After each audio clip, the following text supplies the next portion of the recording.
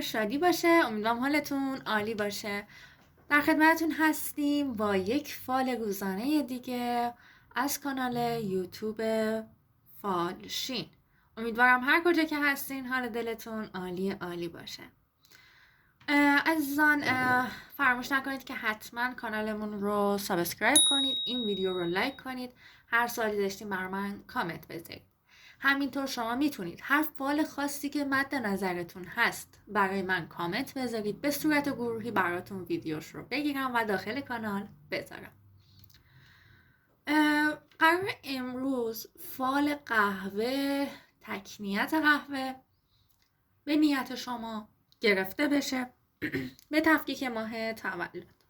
لطفاً نفس عمیق بکشید، ذهنتون رو آرام کنید، حتما این ویدیو رو لایک کنید تا انرژی شما با این فال کاملا در یک راستا قرار بگیره. عزیزان فروردین ماهی لطفاً نیت کنید.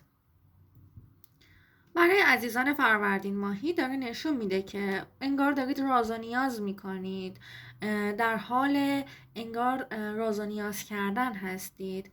براتون حاجت روایی دیده میشه توی کار یا زندگیتون، توی خانوادهتون مشکلات و به هم ریختگی براتون داره دیده میشه که توی باز زمانی کوتاهی به زودی برطرف خواهد شد. یکی از نزدیکان شما توی زمینه‌ای به شما کمک میکنه که مربوط به زمینه حالا ممکنه خانوادگی باشه یا در زمینه مسائل کاری مالیتون باشه.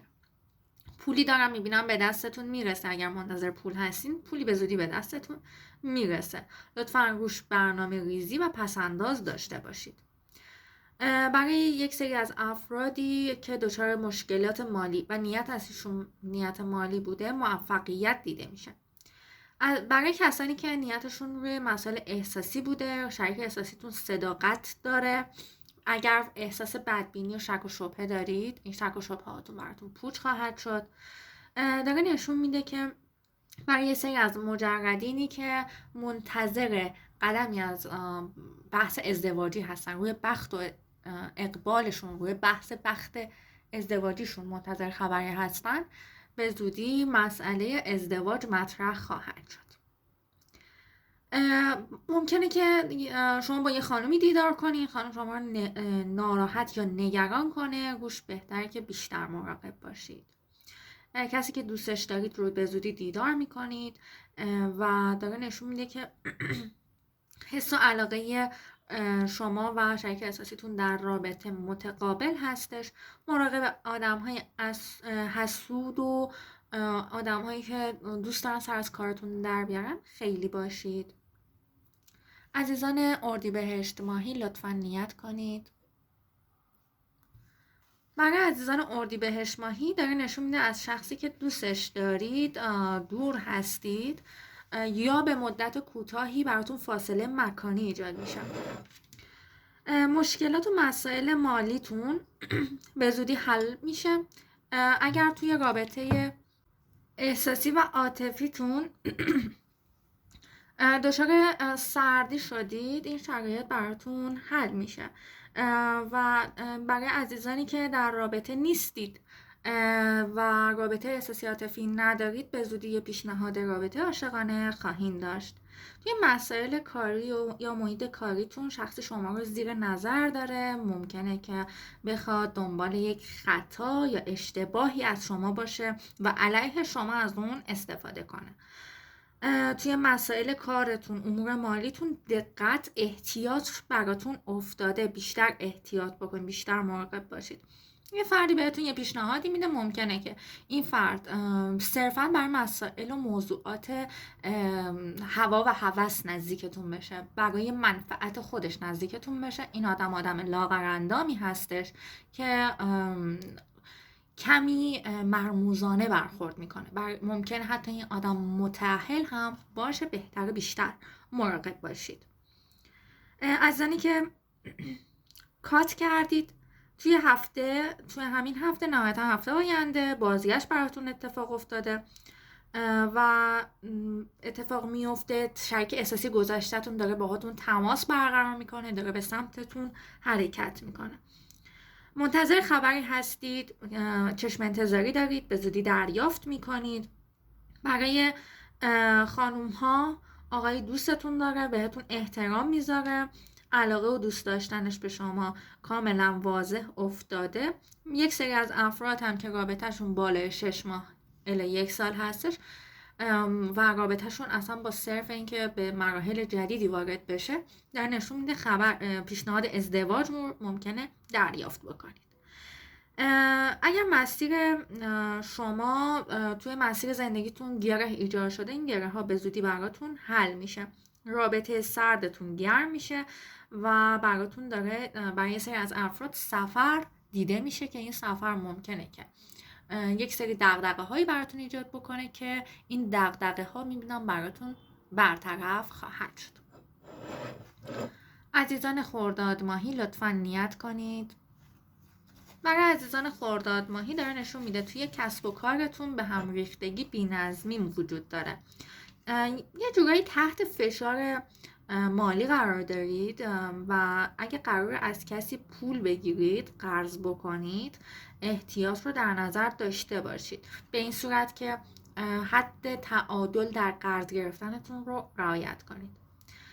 پولی به دستتون میرسه، اوضاعتون بهتر میشه، یه مقداری حواستون به دخل و خرجتون بهتره باشه. برای عزیزانی که تنها هستید، پیشنهاد رابطه احساسی عاطفی خواهید داشت. به زودی یک فردی که تو حروف اسمی حروف میم الف نون داره وارد زندگیتون میشه. برای شما عزیزان خرداد ماهی، یک سری از افرادی که در کار قانونی یا دادگاهی دارید، احتمالاً ممکنه که اونطور که دوست دارین شرایط براتون جلو نره و باید صبر بکنید و در زمینه زندگیتون مشورت اگر از کسی میگیرید، حتما افراد کاردان و حرفه‌ای باشن. یه پیشنهاد کلا براتون افتاده، ممکنه برای عزیزانی که نیت کاری کردن پیشنهاد کاری، پیشنهاد عزیزانی که نیت احساسی داشتن پیشنهاد احساسی باشه که براتون پیشرفت و نتیجه مثبت رو به همراه خواهد داشت. یک سری از شما عزیزان توی روابط احساسیتون به همدیگه نزدیکتر میشین. اگه قهرید، آشتی میکنید، دیدار دارید، دوست داشتن دو طرف است، ولی خب قهر و آشتی هاتون زیاده. خوشحالی دارید، خوشحالی براتون دیده میشه و داره نشون میده که شرایط و موقعیتتون به سمت مثبت حرکت خواهد کرده انشالله. عزیزان تیر ماهی لطفا نیت کنید. برای عزیزان تیر ماهی داره نشون میده پیشنهادی در زمینه های کاری یا حرفه‌ای یا ممکنه که در زمینه موقعیت زندگیتون داشته باشید. برای عزیزانی که تصمیم دارن یک کار رو استارت بزنن، یک حمایت یا یک فردی داره حمایتشون میکنه، کمکشون میکنه. از لحاظ کاری و مالی وضعیت خوبی پیش رو دارید. توی تصمیم گیری هاتون تردید نداشته باشید، خوب فکر کنید و بعد مسیرتون راهتون رو ادامه بدید. اگه از کسی دور هستید، از طرفش خبر بهتون میرسه، دچار دلتنگی شدید، بیتابی هستید، به زودی براتون برطرف میشه. توی مسیر کاری و مالیتون اتفاق مثبتی براتون پیش میاد. این اتفاق ممکنه که انقدر خوب و مثبت باشه که حتی جشن و شادی رو در کنارش براتون داشته باشه. از بلا تکلیفی ها چه در زمینه احساسی چه در زمینه کاری مالی خارج میشید به زودی. برای عزیزانی که توی رابطه هستن ممکنه ناراحتی پیش بیاد، دلخوری یا یک بحث کوچیک داشته باشید. بیشتر سعی کنید مدیریت داشته باشید. یه مقداری انگار از اطرافیانتون بی‌توقعیتون شده و دنبال اینید که اطرافیانتون درکتون کنن. خلایی در اطرافتون ایجاد شده، این شرایطتون خارج میشید. سعی کنید که کلا توی زندگیتون خودتون احوالاتتون رو مدیریت داشته باشید. یک سری از شما عزیزان تصمیم به جابجایی دارید، چه کاری چه مالی، که این قضیه براتون اتفاق میفته انشالله. عزیزان مرداد ماهی لطفا نیت کنید. برای عزیزان مرداد ماهی داره نشون میده که مشکلاتتون به زودی حل میشه. راه موفقیت و پیشرفت داره براتون باز میشه. به شدت درگیری فکری مشکلات دارید که داره یک دوست یکی از اعضای خانواده بهتون احساس امنیت و آرامش میده. برای شما عزیزان یک میهمانی دور همی، یه خوشحالی اتفاق میفته که روحیتون رو تغییر میده، به سمت بهبود حرکت میکنید. از طرفی داره نشون میده که یه سری مسائل شما رو افسرده و خسته کرده، این مشکلاتتون داره براتون حل میشه، نگران نباشید. برای عزیزانی که در رابطه نیستید کمی احتیاط در راجب اطرافیانتون پیشنهاد جدیدتون هستش. برای عزیزانی که جدایی داشتید به زودی خبر پیغام دارید، بهتره که بیشتر مراقب افراد اشخاص باشید. همینطور داره نشون میده مشکلات و مسائل مالیتون در حال باز شدن هست، راه روشنی براتون دیده میشه. از طرف دیگه عزیزانی که تو رابطه احساسی عاطفیشون مشکلات دارن، دوری، فاصله، بیتابی دارن، اگر قدمی میخوایم بردارین این قدم بهتر با احتیاط باشه. ممکنه حتی پیامی شما بدید برخوردی باهاتون بشه که ناراحت بشید، به همین دلیل بهتر بیشتر مراقب باشید. از جانب فردی که تو حروف اسمی حروفی مثل دال، زال، ر باشه و همینطور حروفی مثل هی، دو چشم، میم باشه، داره نشون میده خبر پیغامی تا 4 وعده آینده خواهید داشت. عزیزان شهریور ماهی لطفاً نیت کنید. برای عزیزان شهریور ماهی داره نشون میده شخصی ازتون دلخوری داره، ناراحته، یک مسئله یا یک موضوعی منجر به سوء تفاهم یا یک بهانه‌ای برای فاصله گرفتن شده. به زودی این سوء تفاهم‌ها برطرف میشه. از جایی که انتظارشون ندارید، توقع ندارید، منتظر نبودید، خوشحالی داره براتون اتفاق میفته. احساس تنهایی دارید و نگرانی ها و این احوالاتتون انگار باعث شده که نگرانی هاتون، دلشوره هاتون شدت پیدا کنه، احساس کلافگیتون شدت پیدا کنه، که داره نشون میده این شرایطتون رفته رفته بهبود خواهد داشت. پولی دریافت میکنید، در مسائل مالیتون پشتوانه مالی پیدا میکنید، حمایتگر مالی براتون افتاده. جدا از اون نسبت به شخصی که حالا توی دلتون علاقه و دوست داشتنش هستش، اگر از هم دور هستید این مشکلاتی که براتون ایجاد شده کمتر خواهد شد، حتی میشه گفت حل میشه. برای عزیزانی که توی رابطه احساسیشون سردی بوده یا محدودیتی اتفاق افتاده، این احوالاتتون تغییر خواهد کرد، نگران نباشید. برای عزیزان بازگشت اتفاق میفته، اما بهتره صبر کنید. مشکلات کاریتون حل میشه، توی روابط احساسیتون شخص مقابلتون ممکن ازتون دلخوری داشته باشه، وارد بحث و مشاجره نشید، لجبازی کردن به هیچ عنوان براتون پیشنهاد نمیشه. حس و علاقه دو طرفه هستش، بحث و دلخوری ها هم انشاءالله به زودی برطرف خواهد شد. عزیزان مهر ماهی لطفاً نیت کنید. عزیزان مهر ماهی پولی رو دریافت میکنین که قابل توجه، پول بزرگ و خوشحال کننده ای هستش. فردی انگار که حسادت داره به شما میکنه، مراقب باشید. اگه آقا هستید خانم به شدت علاقه و دوست داشتن رو نسبت به شما داره. توی حروف اسمی حروفی مثل ت دسته‌دار، الف یا نون داره. در مورد کارتون با احتیاط قدم بردارید، مرتکب اشتباه نشید، اشتباه قدم بر ندارید. احتیاط کردن رو خیلی این روزها بیشتر داشته باشید. اگر سفر قرار هست برید حتما روی سفرتون احتیاط کنید. کلا توی رانندگی کردنتون، توی اقدامات مالیتون، توی قرارداد امضا کردن، خرید و فروش های بزرگ بهتره که در این روزها تا 3 روز آینده بیشتر مراقب باشید. چیزی که داره نشون میده یه سری دودلی ها دارید، یه سری دوراهی ها براتون وجود داره که اینها به زودی براتون برطرف میشه. لحاظ مالی کسی اگر بهتون قولی داده، چشم انتظار هستین، قطعا براتون اتفاق میفته.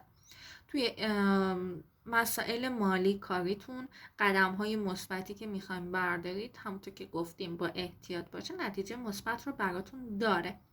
روابطی که فاصله و سردی دارن، این فاصله و سردی ها کمتر خواهد شد، نگران نباشید.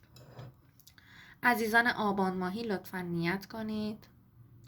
برای عزیزان آبان ماهی داره نشون میده توی یک زمینه مسئله قولی بهتون داده شده، یک فردی انگار که شما رو چشم انتظار گذاشته، بهتر زیاد روی این آدم حساب باز نکنید. از طرف یک فردی که همخونتون هست داره یک لطفی بهتون میشه، داره یک کمکی بهتون میشه توی هر زمینه‌ای که انگار منتظر بودید. برای یک سری از عزیزان پیشنهاد ازدواج دیده میشه، به زودی وارد رابطه احساسی ممکنه بشید. یک فردی هم میبینم که داره ذهنتون رو به هم میریزه که یک آقا هستش. خیلی خودتون رو درگیرش نکنید، خیلی فکرتون رو درگیرش نکنید، بهتره بیشتر مراقب باشید. با شریک عاطفیتون اگر از همدیگه ناراحتی دارید، جدا شدید، جدا شدنی که مثل قهر باشید، آشتی اتفاق میافته، بازگشته روابط خیلی طولانی مدتی که کار شده فعلا دیده نمیشه. ممکنه که برای یه سری از افراد رفت آمد پزشکی اتفاق بیفته، بیشتر مراقب باشید. و اینکه کلا توی شرایطتون، موقعیتتون، سردرگمی ها، شرایطی که به تکلیفتون کرده طی یکی دو روز آینده به سمت بهبود حرکت میکنید. کلا در مسیری که هستید احتیاط کردن براتون تاکید میشه. برای عزیزان آذر ماهی لطفا نیت کنید. عزیزان آذر ماهی داره نشون میده که بعضی اوقات دمی مزاج هستید، بعضی اوقات تغییر مود دارید میدید، اصلا رفتارهاتون پر از نوسانه. لطفا بیشتر مراقب باشین چون این رفتارها، این حالتها به نفعتون نیستش. درگیری‌های کاری و مالیتون، فکریتون خیلی زیاده. سعی کنید مدیریت داشته باشید، انرژیتون رو مثبت نگه دارید. عزیزانی که زانوی غم بغل کردین اصلا براتون خوشیام نیستش. برای یک سری از عزیزان جابجایی یا نقل مکان اتفاق میفته. مشکلات کاری و مالیتون رو به حل شدن و رفع شدنه. داره نشون میده که از نظر شرایط و موقعیتتون داره شخصی، فردی راهنمایی و هدایتتون میکنه. اگر ناراحتی دارید این ناراحتی هاتون رو خودتون باید مدیریت کنید. چیزی که داره نشون میده این سری از عزیزانی که کار قانونی دارن انگار داره بهتون بی‌عدالتی میشه. سعی کنید که با افراد کاردان نسبت به یا افرادی که خیلی پخته هستن نسبت به مسائل اداری قانونیتون اقدام بکنید تا حقتون پایمال نشه. دریافت هدیه برای یک سری از عزیزان دارم میبینم که بسیار خوب و مثبت افتاده و نتیجه خوبی رو براتون خواهد داشت. عزیزان آذر ماهی چیزی که داره نشون میده طی امروز الی 3 روز آینده روی مسائل و موضوعاتی که میخواین قدم هایی بردارید که روی آیندهتون تأثیر خیلی بسیار زیادی میذاره. بهتره بیشتر مراقب باشید و همونطور که گفتم مشاوره گرفتن از افراد پخته و کاردان رو پشت گوش نندازید. عزیزان دی ماهی لطفا نیت کنید. برای عزیزان دی ماهی دارم میبینم یک آقایی علاقه و دوست داشتن رو نسبت به شما داره، نگران شماست، دنبال اینه که حمایتتون بکنه، ولی کلا آدمیه که خیلی دودل، خیلی مردد هستش. برای یک سری از عزیزان دی ماهی مسافرت دیده میشه که این مسافرت براتون خوبه. نسبت به شرایط مالی این مسافرت نگران هستین، میبینم که براتون حل خواهد شد. برای عزیزانی که عزیزان دی ماهی داره نشون میده که مراقب افراد سودجو، افراد منفعت طلب باشید. ممکنه دوستانتون یا اطرافیانتون باشن. یه مقدار چشم و نظر توی زندگیتون وجود داره، حتما صدقه بدید. اگر کات کردید بازگشت براتون فعلا اتفاق نمیفته، چشم انتظار هستید. این چشم انتظاریتون براش صبر افتاده. روی نظر و نیازی که کردید این نظر و نیازتون حاجت روایی خواهد داشته انشاءالله. عزیزان بهمن ماهی لطفا نیت کنید. برای عزیزان بهمن ماهی توی موضوع مسئله که ناراحتی اتفاق افتاده، براتون دارم میبینم که به زودی این ناراحتی ها براتون حل خواهد شد. یک فردی که اگر براتون قولی داده، وعده وعیدی داده، تا 7 وعده دیگه به قولش عمل میکنه. عزیزانی که جدایی داشتن داره نشون میده که این جدایی ها براتون تغییر میکنه، فاصله ها براتون تغییر میکنه. در فصل جدید یعنی سال جدید و فروردین ماه براتون تغییرات مالی مثبت دیده میشه. شخصی که شما رو دوست داره، نسبت به شما عشق و علاقه داره، بهش پشت نکنید، چون دارم میبینم که بعضی از افراد نسبت به فردی که بهشون توجه زیادی دارن پشت کرده. شما اگر کسی رو دوست دارید، بینتون ممکنه بحث و مشاجره باشه، سعی کنید امروز مدیریت داشته باشید. در مسائل کاری اگر پنهان کاری بکنید یا به قول معروف رفتاری بکنید که بخواد موقعیت کاری شما رو در خطر بندازه، بیشتر مراقب و محتاط باشید. به زودی تماس، دیدار براتون اتفاق میفته نسبت به شخصی که روی مسائل مالی و کاری چشم انتظار هستید. و عزیزانی که کات کردید، توی این شرایط رابطه های کات شده به زودی ارتباط میگیرید، اما با پشت سر گذاشتن صبر و صبوری. پیش قدم شدن پیشنهاد نمیشه. عزیزان اسفند ماهی لطفا نیت کنید. برای عزیزان اسفند ماهی داره نشون میده اگر توی رابطه احساسیتون رقیب دارید، آگاهی دارید از این قضیه، این رقیب براتون به زودی پوچ میشه. برای عزیزانی که رقیبشون حلال نیست، به زودی براتون پوچ میشه. خبر، پیغام، تماسی رو از شریک احساسیتون دارید، شریک احساسی گذشته‌تون دارید، بازگشت ها داره اتفاق میفته. از نظر شرایط و موقعیت مالیتون، نوسانات، بی‌نظمی هایی که اتفاق افتاده اخیراً براتون برطرف میشه.